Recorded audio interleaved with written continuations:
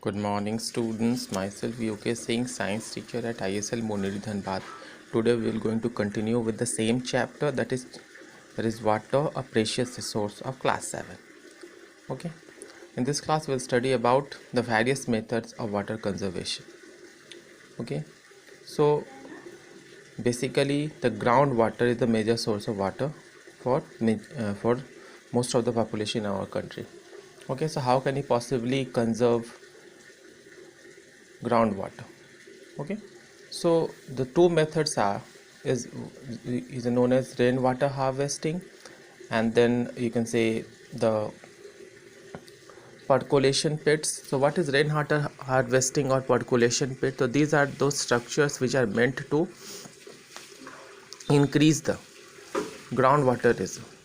Okay, so there is a structure basically percolation pits are basically, and rainwater harvesting, these structure are mainly for the urban areas. This rainwater harvesting, this method, what is done, whenever the rainfall which occurs, the water has been collected and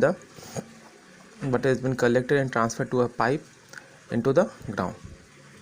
Okay, so whatever the rainwater that has been accumulated is directly been uh, sent to the ground through the help of pipes and different structures. Another one is the making of a small ponds like Bowery. These are those structures which are basically made, which are man-made structure, which are mainly intended for to increase the infiltration of groundwater into the ground, so that the groundwater reserve can increase. Okay, so these are the two basic methods. Apart from this, in irrigation, different techniques of irrigation are been employed, through minimum water usage the irrigation can be accomplished.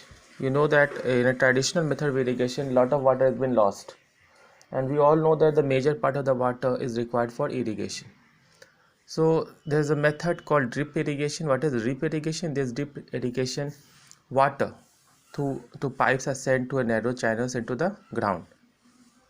Okay, just in the proximity of the roots or the crop plant, so that the minimum water can be lost.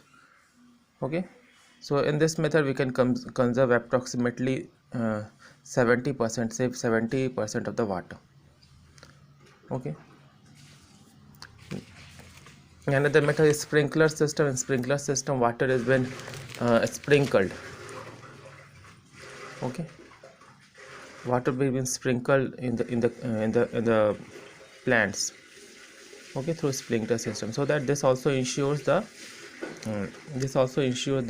water has been saved. Approximately 20 to 30% water can be saved. What role you can play? So there are many ways through which we can conserve water. First method is to just avoid, we can say, stop the wastage of water. So you can, any leaking taps in your house as well as in your locality, okay, you can repair the leakage taps, and that is very convenient. Okay, either change the tap, or if there's some part is leaking, either try to arrange plumber for its repair, or you can instead do it. For example, the larger pipes, if larger pipes, okay, which brings water in the house is leaking, so one of such method is just put a rubber tube, which has been the discarded rubber tube of you can say bicycle or car or a motorcycle. Okay, this discarded tube, just tie it, okay, in the leaked regions. Okay, try it very tightly in the leaked regions, and that is enough to ensure that the water will not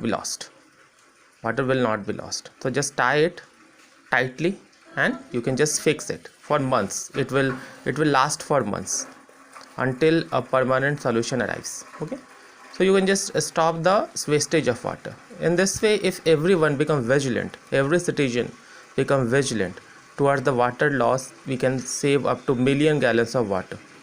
Okay, now the next topic is effect on water scarcity on plants. We all know that plants require water, as 90% of the plants in a typical plant cell consists of what?